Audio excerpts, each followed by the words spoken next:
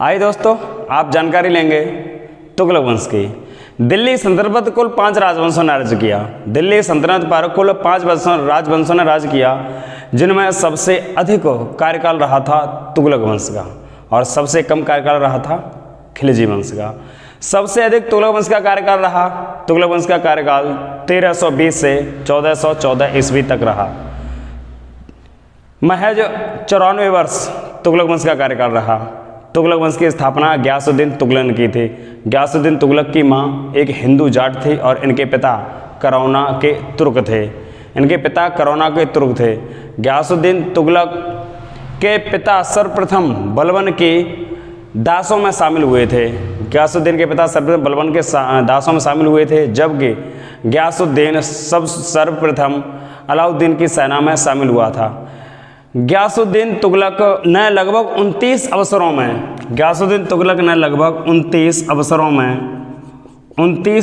में मंगोलों के साथ युद्ध लड़ा था। 29 अवसरों में मंगोलों के साथ युद्ध लड़ा था। अतः इसे गाजी अथवा गाजी मलिक भी कहा गया था। 29 अवसरों पर मंगोलों से युद्ध लड़ा, अतः इसे गाजी अथवा गाजी मलिक भी कहा गया। गाजी मलिक भी कहा गया। गयासुद्दीन तुगलक को गाजी बेग तुगलक भी कहा गया। गयासुद्दीन तुगलक को गाजी बेग तुगलक भी कहा गया। गयासुद्दीन को गाजी बेग तुगलक भी कहा गया। यह सर्वप्रथम अलाउद्दीन की सेना में शामिल हुआ था। खुसरो शाह की हत्या कर ये खिलजी वंश का अंतिम शासक था। खुसरो शाह खिलजी वंश का अंतिम शासक था। गयासुद्दीन तुगलक खुसरो शाह की हत्या कर तुगलक वंश की स्थापना करता है। इसने किसानों के हित में बहुत कार्य किए थे। भारत में सर्वप्रथम नहरों और कुओं का निर्माण गयासुद्दीन तुगलक ने कराया था। गयासुद्दीन तुगलक ने भारत में सर्वप्रथम यातायात व्यवस्था को सुदृढ़ किया था और डाक प्रणाली को भी सुदृढ़ किया था। डाक प्रणाली को उसने समृद्ध रूप दिया था। गयासुद्दीन तुगलक के समय एक सूफी संत निवास करते थे, निजामुद्दीन औलिया। तो गयासुद्दीन तुगलक सभी सूफी संतों को काजी और मौलवियों को, काजी मतलब न्याय करने वाले, काजी और मौलवियों को अपने यहाँ संरक्षण दिया करता था। तो इसने निजामुद्दीन औलिया को कई बार बुलाने का पत्र भेजा, लेकिन निजामुद्दीन औलिया इनके दरबार में नहीं आए। इनके दरबार में क्यों नहीं आए थे? निजामुद्दीन औलिया इनके दरबार में इसलिए नहीं आए थे क्योंकि ये शुद्ध मुस्लिम नहीं था। गयासुद्दीन तुगलक की माँ हिंदू और पिता तुर्क था, पिता मुस्लिम था, तो इसे शुद्ध हिंदू के रूप में नहीं माना था निजामुद्दीन औलिया ने। तो निजामुद्दीन औलिया गयासुद्दीन तुगलक के दरबार में कभी नहीं आए। तो एक बार निजामुद्दीन औलिया कहते हैं कि अगर गयासुद्दीन तुगलक मुझसे मिलने के लिए एक दरबार में प्रवेश करेंगे तो मैं उनसे न मिलने के लिए दूसरे दरबार से बाहर निकल जाऊंगा। ये निजामुद्दीन औलिया ने कहा था। बंगाल अभियान से लौटते समय निजामुद्दीन औलिया की सभा मिलती है। तो निजामुद्दीन औलिया उस सभा में कव्वाली भजन कीर्तन करते होते हैं। तो गयासुद्दीन तुगलक इनसे चिढ़कर इनके कव्वाली भजन कीर्तन को बंद करने का आदेश दे देता है। तो निजामुद्दीन औलिया ने इनसे बोला था, दिल्ली दूरस्थ अस्ते, कि दिल्ली अभी दूर है। निजामुद्दीन औलिया कहा दिल्ली दूरस्थ अस्ते, जबकि ये मिले थे दिल्ली के जस्ट कुछ ही दूर था, 3-4 किलोमीटर के पास पड़ोस में। निजामुद्दीन औलिया की दरगाह आज भी दिल्ली में है, एक स्टेशन के नाम से भी है, हज़रत निजामुद्दीन औलिया स्टेशन भी है। तो दिल्ली दूरस्थ अस्ते कहा तो वही हुआ। गयासुद्दीन तुगलक आगे बढ़ते हैं तो बंगाल अभियान से लौटते समय काफ़ी हारे थके होते हैं, गर्मी का समय होता है। तो उस समय इनका पुत्र उत्तराधिकार के लिए दावेदारी करता होता है। तो इनका पुत्र षड्यंत्र के तहत अपने पिता के लिए एक लकड़ी का महल बनवाता है और पिता से कहता है कि ये लकड़ी का महल आपको काफ़ी ठंडक प्रदान करेगा, इसमें आप बैठ के आराम से ठंडक का आनंद ले सकते हैं। तो जब बंगाल अभियान से लौटते समय गयासुद्दीन तुगलक हारा थका होता है तो इनका पुत्र जौना खां, जौना खां इन्हें लकड़ी के महल में दबवाकर और लकड़ी के महल में इन्हें आराम करने के लिए लिटा देता है और उसमें हाथियों की टक्कर मरवा के गियासुद्दीन तुगलक को दबा देता है। गियासुद्दीन तुगलक दबा देता है तो गियासुद्दीन तुगलक की मृत्यु हो जाती है। गियासुद्दीन तुगलक ने ही सर्वप्रथम एक शहर की स्थापना की थी, एक नगर बसाया था जिसका नाम था तुगलकाबाद। गियासुद्दीन तुगलक ने तुगलकाबाद नगर की स्थापना की। गियासुद्दीन ने तुगलकाबाद नगर की स्थापना की। गियासुद्दीन तुगलक ने तुगलकाबाद नगर की स्थापना की, लेकिन इनकी मृत्यु के बाद इनका उत्तराधिकारी बनता है जौना खां, जो मोहम्मद बिन तुगलक के नाम पर गद्दी पर बैठता है। अगला शासक इसका पुत्र जौना खां होता है, जौनपुर वाला जौना खां। अगला शासक जौना खां होता है जो मोहम्मद बिन तुगलक के नाम पर, जो मोहम्मद बिन तुगलक के नाम पर गद्दी पर बैठता है। जब ये गद्दी पर बैठता है तो उलुग खां की उपाधि धारण करता है। उलुग खां की उपाधि धारण करता है। अगला शासक जौना खां होता है, जौनपुर वाला जौना खां। अगला शासक जौना खां होता है जो मोहम्मद बिन तुगलक के नाम पर गद्दी पर बैठता है। इतिहास का सबसे पढ़ा लिखा शासक था ये, खगोल शास्त्री भी था। इतिहास का सबसे पढ़ा लिखा, इतिहास का अनपढ़ राजा अकबर था और इतिहास का सबसे पढ़ा लिखा शासक ये था मोहम्मद बिन तुगलक। ये खगोल शास्त्री भी था, ये गणितज्ञ भी था, गणित भी अच्छा आता था इसे। ये गणितज्ञ भी था और ये आयुर्विज्ञान में भी निपुण था। इतिहास का सबसे पढ़ा लिखा शासक मोहम्मद बिन तुगलक था। ये खगोल शास्त्र में भी रुचि रखता था, ये गणित में भी रुचि रखता था और ये आयुर्विज्ञान का भी ज्ञाता था। ये हिंदुओं के त्योहारों में भाग लिया करता था, जैसे होली, दीपावली और दशहरा। मोहम्मद बिन तुगलक हिंदुओं के त्योहारों में भाग लिया करता था, होली, दीपावली और दशहरा में, और अपनी मंत्रिमंडल में हिंदुओं को उच्च पदों पर नियुक्त भी किया था। ये सब ज़ियाउद्दीन बर्नी को अच्छा नहीं लगा, तो ज़ियाउद्दीन बर्नी ने इसे छछोरा, माली, रसोइया अन्य नामों से पुकारा। इससे अन्य नामों से पुकारा अर्थात इन नामों को लेकर इसकी कटु आलोचनाएं की। मोहम्मद बिन तुगलक की 5 सनक भरी योजनाओं के कारण ये इतिहास का मूर्ख शासक भी कहा गया। इसके समय में विद्रोह बहुत हुआ करते थे, क्योंकि इसका साम्राज्य काफ़ी बड़ा था, तो विद्रोह बहुत होते थे। तो इसने बड़ी मात्रा में सेना का गठन किया। इसने बहुत सैनिक भर्ती किए। उन भर्ती में सैनिकों को 1 वर्ष का वेतन एडवांस में दे दिया, और जो वेतन एडवांस में दिया था उसमें सोने और चांदी के सिक्के भी दिए थे। अतः मोहम्मद बिन तुगलक एक ऐसा शासक था जिसके राजकोष में संचित निधि खत्म हो गई थी, अर्थात इसके समय सोने और चांदी की कमी हो गई थी। इसके राजकोष में जितना सोना चांदी था वो सब इसने सैनिकों के एडवांस वेतन में खर्च कर दिया था। इसकी 5 सनक भरी योजनाओं के कारण इसे इतिहास का मूर्ख शासक कहा गया। 5 सनक भरी योजनाएं कौन सी थीं? सबसे पहले दिल्ली से दौलताबाद राजधानी परिवर्तन। तो इसने अपनी राजधानी दौलताबाद जब इसने अपनी राजधानी दौलताबाद कर ली तो इसके दरबार में लोग पहुंचते नहीं थे, क्योंकि इसकी राजधानी ढूंढ नहीं पाते थे। जब लोग पहुंचते नहीं थे, ये अकेला बैठा रहता था, अपनी मंत्रिमंडल को ले गए।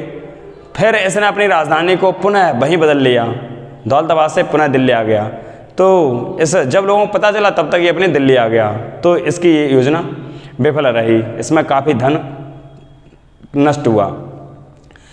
तो पहली इसकी सनक भरी योजना थी दिल्ली से दौलताबाद राजधानी परिवर्तन, और दूसरी इसकी सनक भरी योजना थी सांकेतिक मुद्रा का प्रचलन। इसने अपने शासनकाल में चल रहे सोने चांदी तांबे के सिक्कों को एकत्र कर लिया और उनके बदले में इसने लोहे और चमड़े के सिक्के जारी कर दिए। उन सिक्कों को लोहे और चमड़े के सिक्के काटता था, उन्हें पंच कर देता था और अपने दरबार में या अपने साम्राज्य में चलने के लिए मान्य कर दिए। ऐसी स्थिति में भिस्तियों ने, लोहारों ने अपने घर पे बहुत बड़ी मात्रा में सिक्के छाप लिए, मुद्रा छाप ली, बड़ी मात्रा मुद्राएं छाप ली। अब मुद्रा की, सांकेतिक मुद्रा की भरमार हो गई, सबने अपने अपने घर छाप लिए, तो सांकेतिक मुद्रा का प्रचलन इसका विफल हो गया। इसने दोआब क्षेत्र में, नदियों के दोआब क्षेत्र में इसने कर की वृद्धि कर दी। कर वृद्धि, नदियों का दोआब क्षेत्र होता है, उसमें जल की सुविधा अच्छी होती थी और हर साल मिट्टी लाई जाती थी ताज़ी, तो ताज़ी मिट्टी में उत्पादन अच्छी होती थी। तो जहाँ पर उत्पादन अच्छा होता था उस जगह पर इसने टैक्स बढ़ा दिया। इसने टैक्स 75 से 90% कर दिया।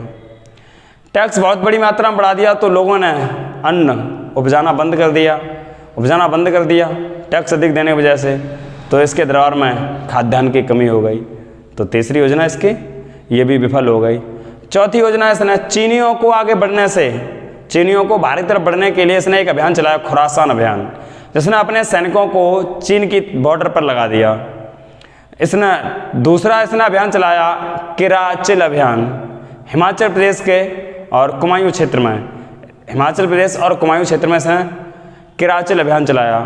तो ये भी दोनों इसके अभियान विफल हो गए। जब इसने अभियान चलाए तो अपने सैनिक इसने भारत के उत्तरी हिस्से में सभी सैनिक लगा दिए।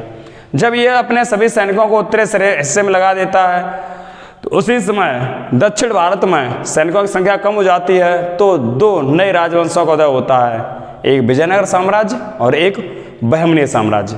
दो नए राजवंशों का उदय हुआ था।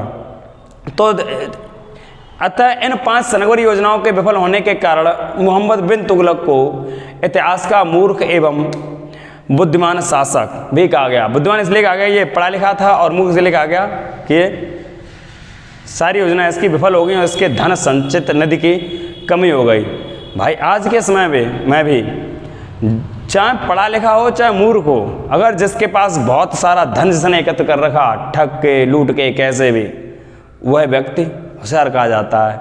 और आजकल कितना भी पढ़ा लिखा व्यक्ति, अगर उसके पास कोई रोजगार और धन नहीं है तो वह व्यक्ति मूर्ख कहा जाता है। भाई साहब मोहम्मद बिन तुगलक हुआ, इसकी 5 सनगरी योजनाएं विफल हुई, इसके राजकोष में धन खत्म हो गया, तो इसे भी इतिहास का मूर्ख राजा कहा गया।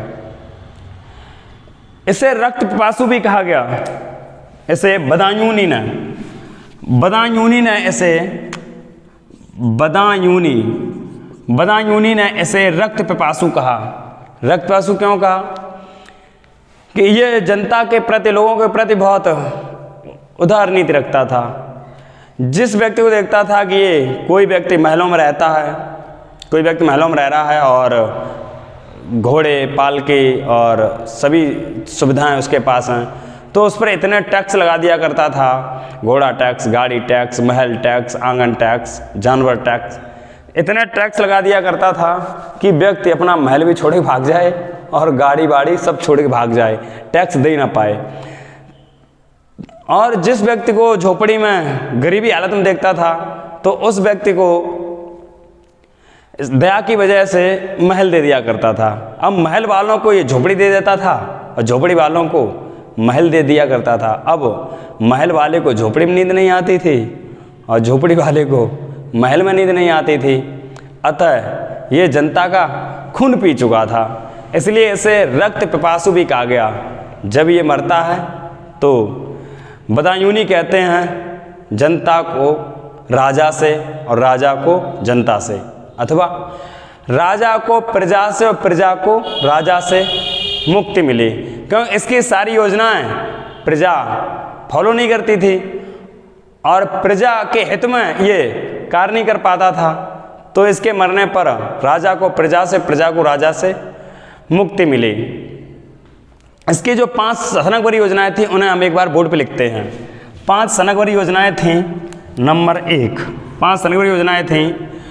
दिल्ली से दौलताबाद या देवगिरी, दिल्ली से दौलताबाद, और देवगिरी में भी रखी थी, दिल्ली से दौलताबाद राजधानी परिवर्तन, पहली योजना। दूसरी सनगरी योजना थी सांकेतिक मुद्रा का प्रचलन, सांकेतिक मुद्रा का प्रचलन, सांकेतिक मुद्रा का प्रचलन। दूसरी इसकी सनक परियोजना। तीसरी सनक परियोजना थी दोआब क्षेत्र, दो नदियों के बीच में उपज अच्छी होती थी, तो इसने देखा अरे ये लोग बहुत अच्छे से पैदा कर रहे हैं, सोच रहा है नहीं टैक्स लगाया जाए तो इसने इतना टैक्स लगा दिया कि 75 से 90% कर दिया। अर्थात अगर गेहूं किसी का 10 बोरी पैदा होता था तो 9 बोरी राजस्व में देनी होती थी और 1 बोरी अपने पास रखनी होती थी। तो बेचारा उस ज़माने में जब पानी की सुविधा नहीं थी, कृषि की बहुत अच्छी व्यवस्था नहीं थी, इतने आधुनिक यंत्र नहीं थे, उस समय 10 बोरी गेहूँ प्राप्त करना बहुत बड़ी मुश्किल हुआ करता था। आज से अगर 50, 60, 70 साल पहले ही देखा जाए, 60, 70 साल पहले, तो हमारे बुजुर्ग भूखों रहे। लाल बहादुर शास्त्री के समय एक बार भुखमरी पड़ी थी बड़ी मात्रा में, तो उस समय सरकार ने अमेरिका से गेहूं मंगाए थे जो लाल रंग के गेहूं आया करते थे, और कुछ सड़े गेहूं भी एक जहाज़ में भेज दिए थे। ये कब से बात कर रहा हूँ, आज से ठीक 70 साल पहले लोग भुखमरी में थे, और ये तो बात कर रहा हूँ मैं लगभग 700 साल पहले की, 1300 ईस्वी में। अब चल रही है 2000, ठीक ना, 1300 ईस्वी, 700 साल पहले बात कर रहा हूँ। तब कृषि व्यवस्था कैसी रही होगी, बहुत संघर्षमय रही होगी। तो इसने कुल उपज का 75 से 90% कर दिया। अर्थात अगर मान लिया 10 कुंटल गेहूं पैदा होता है तो 9 कुंटल राजस्व में दे और 1 कुंटल अपने पास रखे, इतना टैक्स बढ़ा दिया। तो उत्पादन करना तो बहुत कठिन था, तो किसानों ने खेती करना ही बंद कर दिया। किसान चुपचाप 1 बोरी गेहूं पैदा करते थे, अपना रात में कूट काट के घर में रख लेते थे। कौन 10 बोरी पैदा करे तब 1 बोरी अपने पास रखे, छोटी मात्रा में करते थे अपने पास रख लेते थे, कोई टैक्स नहीं देना होता था। तो इसके समय में खाद्यान्न की कमी हो गई थी। तो पहले इसकी सनक परियोजना थी दिल्ली से दौलताबाद राजधानी परिवर्तन, दूसरी इसकी सनक योजना थी सांकेतिक मुद्रा का प्रचलन, और तीसरी सनक परियोजना थी दोआब क्षेत्र में कर वृद्धि, दोआब क्षेत्र में कर वृद्धि, दोआब क्षेत्र में कर वृद्धि। और इसकी चौथी योजना थी खुरासान अभियान, और इसकी 5वीं सनक परियोजना थी केराचिल। ये हिमाचल प्रदेश और कुमायूं गढ़वाल क्षेत्र में सैनिक लगा दिए थे। ये केराचिल अभियान और खुरासान, ये चीनियों को आगे बढ़ने के लिए इसने खुरासान अभियान में अपने सैनिक लगा दिए थे। जब ये अपने सैनिक सारे उत्तर भारत में लगा देता है, और जो सैनिक अपने राजधानी क्षेत्र या साम्राज्य में चारों तरफ जो लगाता है, उनको इसके समय 1351 में गुजरात में तागी का विद्रोह हुआ था। तागी एक जनजाति थी, तागी का विद्रोह हुआ था। तो तागी के विद्रोह को ये दबाने स्वयं गया था, तो उस समय लौटते समय बीमार पड़ गया, और इसकी थट्टा नामक स्थान पर, एक स्थान था थट्टा नामक स्थान पर इसकी मृत्यु हो जाती है। 1351 में थट्टा नामक स्थान पर इसकी मृत्यु हो जाती है। तागी को विद्रोह को दबाकर लौटते समय ये बीमार पड़ जाता है, इसकी मृत्यु। इसके समय एक मोरक्को यात्री, मोरक्को अफ्रीका में पड़ता है, वही जो सारा मरुस्थल में है, मोरक्को, मिस्र, Libya, Mali, Sudan, Algeria, Kenya, Ethiopia, Djibouti, ये सब देश दक्षिण अफ्रीका के, तो मोरक्को दक्षिण अफ्रीका का। इसके समय एक मोरक्को यात्री भारत आया जिसका नाम था इब्न बतूता भारत आया। इब्न बतूता इसके दौरान में एक मोरक्को यात्री इब्न बतूता भारत आया। ये यात्रा के रूप में भारत यात्रा करते करते आया था। यात्रा वृत्तांत हिंदी में कहना चाहिए, जैसे उर्दू में सफ़रनामा अथवा अरबी भाषा में रहीला, ठीक ना, जैसे रहीला कहा जाता है यात्रा को। तो ये इसके मोहम्मद बिन तुगलक के दरबार में मोरक्को यात्री इब्न बतूता भारत आया। इब्न बतूता ने अपनी यात्रा का एक वृत्तांत लिखा था या सफ़रनामा लिखा था जिसका नाम था रहीला। तो रहीला नामक पुस्तक इब्न बतूता ने लिखी थी। इसी पुस्तक में से इतिहास का सबसे बुद्धिमान एवं मूर्ख राजा कहा गया था। अच्छा, ये काफ़ी लंबा सफ़र तय करता हुआ आया था, तो इसे सभी क्षेत्र की जानकारी थी और न्याय की जानकारी भी अच्छी थी। तो इब्न बतूता को मोहम्मद बिन तुगलक ने अपने दरबार में काजी नियुक्त किया था।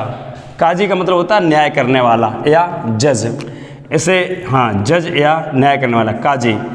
इसने अपने दरबार में इसे 8 वर्ष के लिए, कितने वर्ष, 8 वर्ष तक इसने अपने दरबार में काजी नियुक्त किया था। 8 वर्ष तक काजी नियुक्त किया। इसने रहीला नामक पुस्तक की रचना की। इब्न बतूता को मोहम्मद बिन तुगलक ने 1342 में चीन में दूत बनाकर भेजा था। 1342 में चीन में दूत बनाकर भेजा था। मोहम्मद बिन तुगलक ने दीवान ए कोही, एक कृषि विभाग था। मोहम्मद बिन तुगलक ने एक कृषि विभाग, दीवान ए कोही, एक कृषि विभाग दीवान ए कोही